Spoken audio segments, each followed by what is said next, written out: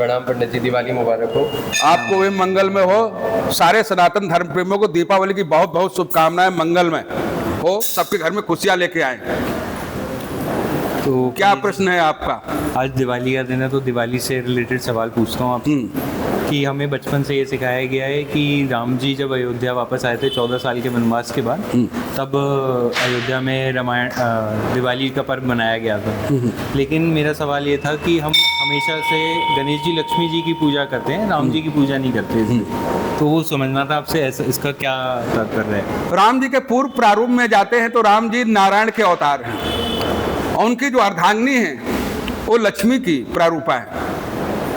दिवाली तब तक दिवाली नहीं हो पाई जब तक सीता माता वनवास के प्रारूप में रही। राम जी जब आए तो सीता माता साथ में आई, और सीता माता जब साथ में आई तो सारी जनता में इतनी खुशी की लहर दौड़ गई, इतने मन में प्रसन्नता आ गई। और प्रसन्नता जब आ गई तो सारे लोग प्रसन्न मन से ये किए कि सब जगह दीपक जला दो, अयोध्या को पूरा सजा दो। और अयोध्या को सजा करके जितना राम की तरफ लोग नहीं देख रहे थे, उतना जितना कि माँ की तरफ देख रहे, सीता माता की तरफ देख रहे थे। क्यों देख रहे थे? सीता माता की तपस्या, सीता माता का कर्म, सीता माता का अर्धांगिनी का प्रारूप, क्योंकि सीता को वनवास नहीं मिला था, राम को वनवास मिला था। और सीता माता ने फिर भी, इसीलिए सीता माता ने कितने कष्ट सहने के बावजूद भी अयोध्या की मर्यादा को भंग नहीं किया, जनक की मर्यादा का भंग नहीं किया उन्होंने, अयोध्या की मर्यादा का भंग, दोनों कुलों को उन्होंने उद्धार किया। इसीलिए जनक जी ने कहा पुत्री पवित्र किए कुल दो।